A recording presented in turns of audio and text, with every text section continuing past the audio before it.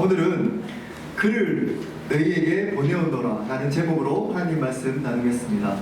사실은 제목을 그를 너희에게 보내오노라 보다 앞에 특별히를 붙이려고 했습니다. 특별히 그를 너희에게 보내오노라. 네, 그렇게 붙이려고 했는데 좀 길어가지고 이렇게 적었습니다. 네, 오늘 말씀 나누기 전에 저번 시간에 나누었던 말씀 잠깐 복습하고 오늘 말씀 나누도록 하겠습니다. 저번 시간에는 저를 위해서 이렇게 기도해 주십시오 라고 두 가지 기도 제목을 나눴습니다. 네, 여러분 일주일 동안 기도했으리라고 믿습니다. 네, 첫 번째는 바르게 복음을 전하게 해달라고 기도 부탁했습니다. 성령께서 말씀을 주사 말씀을 깨닫게 해서 바르게 복음을 전할 수 있도록 말씀을 전할 수 있도록 기도해 달라고 부탁했습니다. 두 번째로 당연히 복음을 전하게 해달라고 기도를 부탁드렸습니다. 제가 어떤 상황이 있든지 핑계 대지 않고 복음을 전할 수 있도록 담대하게 전할 수 있도록 기도해 달라고 부탁을 했습니다. 자, 오늘은 특별히 그를 너에게 보내오노라 라는 제목으로 말씀 나누겠습니다. 여러분들은 어떤 친구가 있습니까? 여러분들에게 가장 친한 친구 한 명을 한번 떠올려 보십시오. 혹시 친한 친구가 있습니까? 여러분의 마음을 다 나눌 수 있는 친구가 있습니까? 복 중에 가장 큰 복이 바로 물질의 복이 아닙니다. 제가 생각하기로 바로 사람의 복입니다. 자기의 삶을 나눌 수 있는 사람이 재산보다 더 귀합니다. 제가 제 딸이나 우리 켈로교의 아이들을 위해서 기도할 때마다 빠지지 않고 하는 기도가 있습니다. 그것은 좋은 사람, 믿음의 사람을 만나게 해달라는 기도입니다. 우리의 인생은 어떤 사람을 만나느냐에 따라서 인생이 바뀔 수 있습니다. 어떤 친구를 만나느냐, 어떤 부모를 만나느냐, 어떤 선생님을 만나느냐, 어떤 배우자를 만나느냐, 어떤 목사를 만나느냐, 어떤 성도를 만나느냐에 따라서 어떤 상사를 만나느냐, 어떤 동료를 만나느냐에 따라서 우리의 삶이 바뀔 수가 있습니다. 그러므로 사람은 굉장히 중요합니다. 오늘 이 바울이 들끓는 마음으로 애끓는 마음으로 에베소서를 적고 나서 한 사람을 떠올립니다. 누굴까요? 바로 두기고입니다.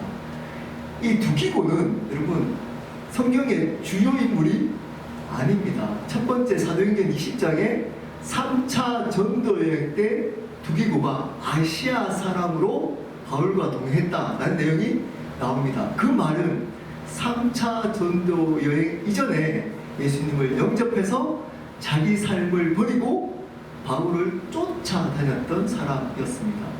골로새서 4장에 보면 이 골로새서도 두기고가 전달했습니다. 그리고 디모데후서 4장에 보면 마지막 디모데후서는 바로 바울이 죽기 얼마 직전에 지은 마지막 서신서입니다. 죽음을 앞둔 바울 곁에도 바로 이 두기고가 있었습니다. 여러분, 힘이 있을 때, 능력이 있을 때, 그 사람이 영향력이 있을 때는 많은 사람이 가까이 할 수 있습니다. 근데 아무런 힘이 없을 때, 그때 옆에 있던 사람이 가장 소중한 사람입니다. 이 바울에게 두기고는 소중한 사람이었습니다. 그래서 22절에 내가 특별히 그를 보내었다 이렇게 얘기합니다. 바울에게 이 두기고는 특별한 사람이었습니다. 여러분에게는 이 특별한 사람이었던 두기고 같은 사람이 옆에 있으십니까? 이런 사람이 과연 어떤 사람인지를 한번 알아보도록 하겠습니다. 이 두기고는 바울에게 헌신되기 이전에 하나님께 헌신되었던 하나님의 사람이었습니다. 이 두기고는 사람이라는 바울이라는 사람에 헌신되었던 사람이 아니라 하나님께 먼저 헌신되었기 때문에 그 하나님으로 말미암아 바울에게 헌신되었던 사람이었습니다. 자, 그러면 이 두기고는 어떠한 하나님의 일꾼이었을까요? 우리 설교 노트를 한번 볼까요? 설교 노트 첫 번째입니다. 첫 번째, 두기고는 사랑을 받은 자입니다. 사랑을 받은 자였습니다. 21절입니다. 제가 읽겠습니다. 나의 사정 곧 내가 무엇을 하는지 너희에게도 알리려 하노니 사랑을 받은 형제요 주 안에서 진실한 일꾼인 두기고가 모든 일을 너희에게 알리리라. 사랑을 받은 형제라고 두기고를 설명하고 있습니다. 여기서 사랑을 받는 대상이 누굴까요? 두 대상을 생각할 수 있습니다. 첫 번째, 누구에게 사랑을 받을까요? 두기고는 하나님께 사랑을 받은 사람이었습니다. 하나님은 모든 사람을 다 사랑하십니다. 예외가 없습니다. 어떤 사람이라도, 어떤 죄인이라도 하나님은 사랑하십니다. 자, 그러면 두기고가 하나님의 사랑을 받았다라는 의미가 뭘까요? 하나님 다 사랑하시는데 하나님의 사랑을 받았다. 이 말의 의미가 뭘까요? 바로 하나님의 사랑에 대한 감격과 감사를 잊지 않았다는 의미입니다. 이 두기고는 하나님이 자신을 사랑했다는 것을 알고 거기에 대한 감사와 감격을 잃어버리지 않았던 사람이었습니다. 이것은 굉장히 중요합니다. 굉장히 중요합니다. 하나님의 사랑에 대한 감격과 감사가 여러분에게 지금 있으십니까? 믿는 자의 가장 중요한 열매가 뭐냐고 물어보면 저는 개인적으로 하나님의 사랑에 대한 감격과 감사라고 생각합니다. 여러분, 행위적인 부분은 믿지 않는 사람도 의지적으로 할 수 있습니다. 그렇지 않습니까? 예수 믿는 사람이 착한 일을 많이 하는 열매를 맺을까요? 가난한 사람들 많이 돕고 우리 이 세상에 좋은 선한 영향을 끼치는 것, 이런 것들은 사실 물론 하나님 믿는 사람이 가지는 태도고 중요한 열매입니다. 하지만 본질적인 열매가 아닐 수 있습니다. 왜 그럴까요? 믿지 않는 사람도 그 일을 할 수 있기 때문입니다. 믿는 사람만 가질 수 있는 가장 중요한 열매가 뭘까요? 그것은 하나님에 대한 사랑, 그분이 주신 사랑에 대한 감격과 감사를 잃지 않고 살아가는 것입니다. 여러분이 이 자리에 나온 이유, 예배 드리는 이유, 여러분이 교회를 섬기는 이유, 옆에 있는 사람들을 돕는 이유가 이 하나님에 대한 사랑에 대한 감격과 감사가 있어야 한다는 것입니다. 이것이 없다면 둘 중에 하나입니다. 죄송하지만 어쩌면 하나님의 사랑을 처음부터 몰랐던 사람일 수 있습니다. 두 번째는 하나님의 사랑을 어느 순간 잃어버렸습니다. 근데 이 두기고는 이 하나님에 대한 사랑에 대한, 하나님이 주시는 사랑에 대한 감격과 감사를 잃지 않았던 사람이었습니다. 그리고 두 번째 대상이 누굴까요? 사랑받는 자라면 바로 사람에게 사랑을 받은 사람이었다는 겁니다. 하나님께 사랑을 받은 자, 즉 하나님에 대한 사랑에 대한 감격과 감사를 잃지 않는 사람은 사람에게도 사랑을 받게 됩니다. 여러분, 어쩌면 주위에 있는 사람이 여러분을 사랑하지 못하는 이유 중에 중요한 이유가 하나님에 대한 사랑을 여러분이 누리지 못하고 감격을 잃어버렸기 때문일 수 있습니다. 왜 그럴까요? 여러분 잘 생각해 보십시오. 여러분 가까이 하고 싶은 사람을 한번 떠올려 보십시오. 저 사람하고는 친하게 지내고 싶다, 계속 지내고 싶다 하는 사람, 특히 믿는 사람들 중에 어떤 사람일까요?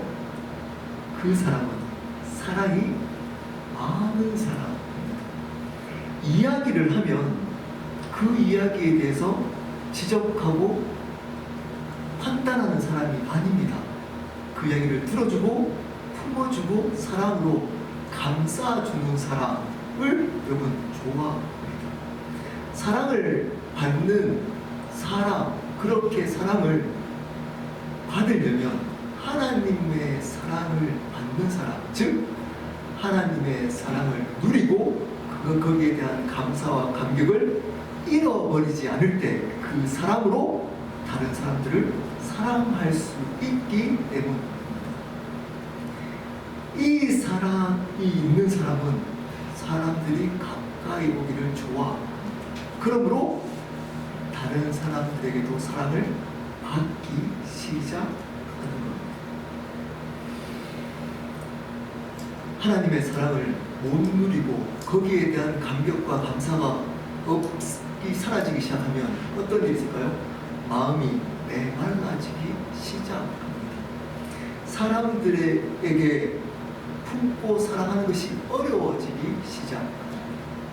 그러므로 하나님께 먼저 사랑을 받고 그리고 사랑을 다른 사람한테 하기 시작할 때 그 사람이 또 자신을 사랑하기 시작하는 겁니다. 사랑받을 수가 있는 겁니다.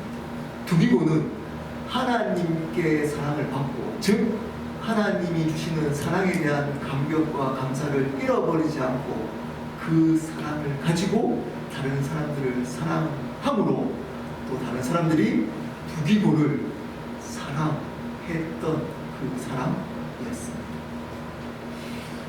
그 사람을 친구로 둔다는 것은 복입니다. 복입니다. 바울은 이런 두기고를 친구로 뒀습니다. 여러분들은 이런 친구가 옆에 있으십니까? 두 번째 두기고는 어떠한 사람, 어떠한 일꾼이었을까요? 두 번째입니다. 신실한 자입니다. 신실한 자였습니다. 21절 또 읽겠습니다. 나의 사정 곧 내가 무엇을 하는지 너희에게도 알리려 하노니 사랑을 받은 형제요 주 안에서 진실한 일꾼인 두기고와 모든 일을 너희에게 알리리라. 주 안에서 진실한 일꾼이라고 얘기합니다.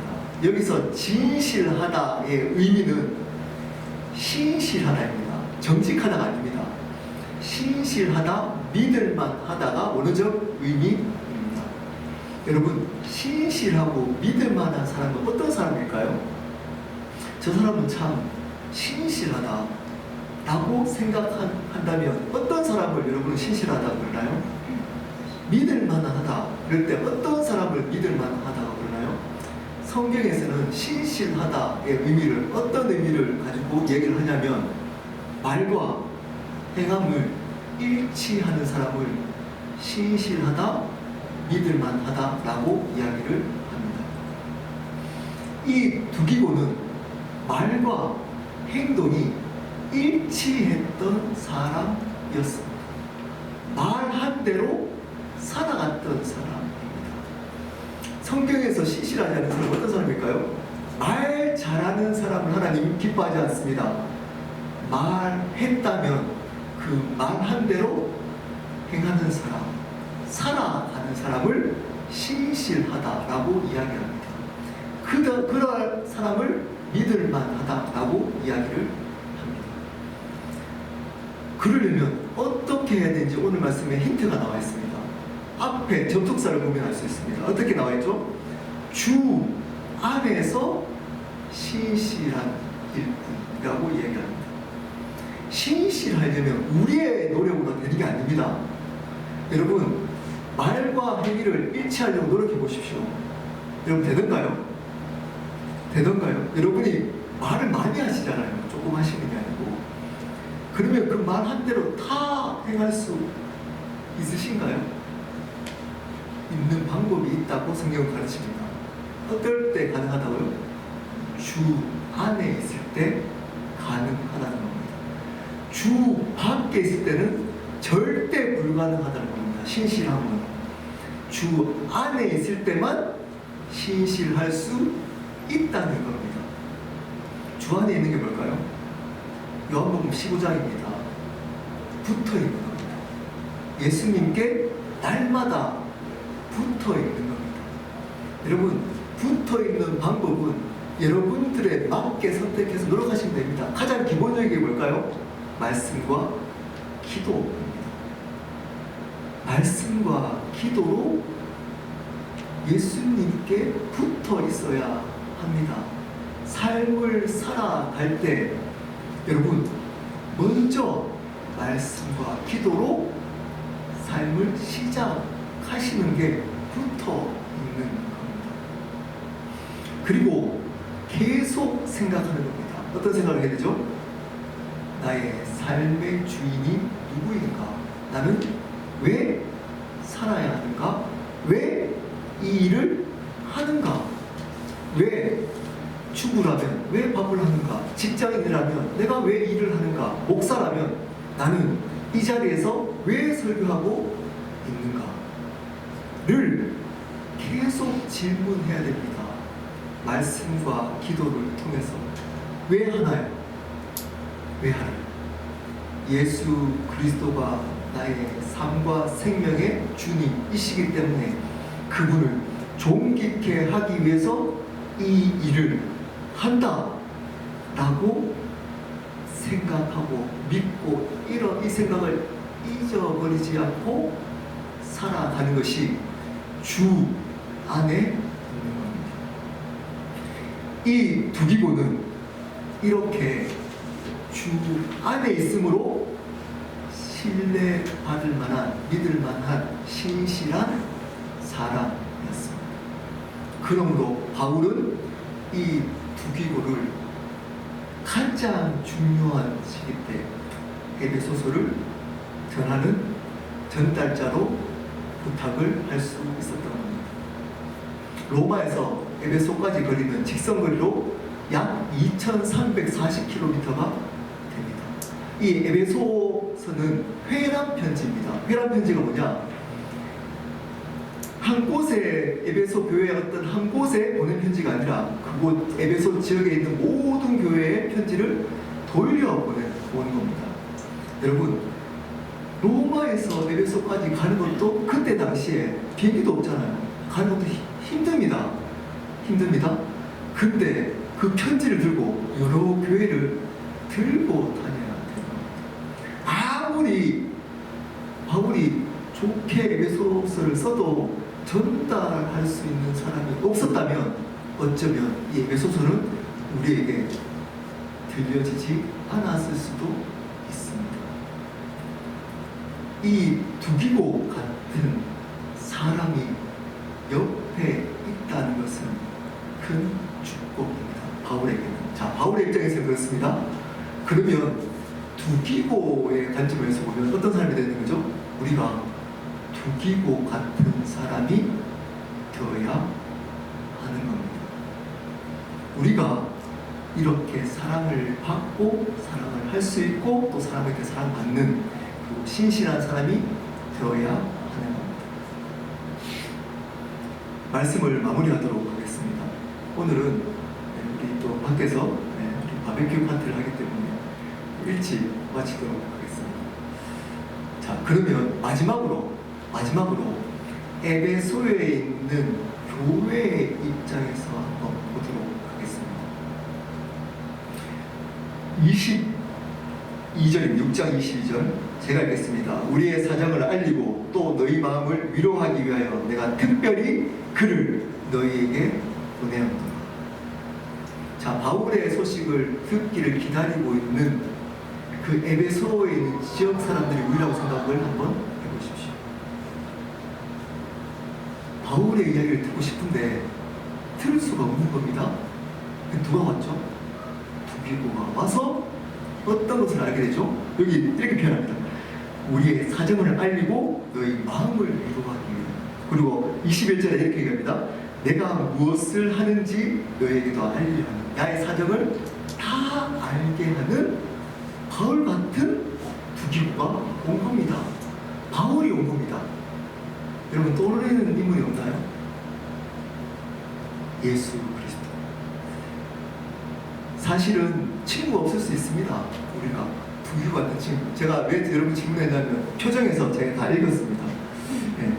그런 친구가 없고 그런 친구도 아닙니다. 이런 표정으로 다 쳐다보고 있는 걸 발견했습니다. 저도 그렇습니다. 사실은 친구를 갖기가 쉽지 않습니다. 마음을 나누고 또 그런 친구가 되기도 쉽지 않은 것 같습니다. 근데 우리에게 진정한 친구가 있습니다. 여기에 보면 우리의 사정을 대신 하나님을 넣으십시오. 하나님의 사정을 알리고 너희는 누구죠? 우리의 마음을 위로하기 위하여 내가 하나님이 특별히 그를 너희에게 보내. 저는 이 말씀 묵상하는데 전율이 느껴졌습니다. 그냥 어쩌면 바울이 두기고를 통해서 이들은 우리 에베소에 있는 교인들은 두기고를 통해서 누구를 봤죠? 바울을 만나는 겁니다. 우리에게도 예수님을 통해서 하나님을 만나게 된 겁니다. 그분이 그러므로 우리에게 가장 좋은 친구가 된 겁니다. 우리에게는 두기고 같은 친구가 없을 수도 있습니다. 괜찮습니다. 이 땅에 두기고 같은 친구를 애써 만들려고 하지 않아도 괜찮습니다. 여러분의 삶을 사시면 됩니다. 왜냐? 하나님이 하나님과 같은 예수 그리스도라는 진정한 친구를 우리의 삶을 위로하기 위하여, 알아주기 위하여 보내주셨기 때문입니다. 그 예수 그리스도가 나의 영원한 친구 되셔서 우리가 힘들고 아플 때 그분이 참된 위로자가 되어 주십니다. 그분이 우리의 친구가 되셨습니다. 그 주님을 붙들고 사시면 되는 겁니다. 우리 함께 기도하도록 하겠습니다. 여러분, 이 두기고 같은 친구가 있으면 복 맞습니다. 그런 친구가 있기를 기도하셔야 됩니다. 또한 우리가 두기고 같은 친구가 되기를 기도해야 됩니다. 그리고 그 이전에 이 두기고 같은 친구보다 더 좋은 친구가 있다는 것을 기억해야 됩니다. 누굴까요? 우리 안에 계시는 예수 그리스도, 우리와 영원히 죽을 때까지 동행해 주시겠다고 약속하신 그 예수 그리스도이십니다. 그분을 붙들고 살아가시면 우리에게 이 세상에 줄 수 없는 참된 기쁨과 평안으로 위로자가 되어 주실 겁니다.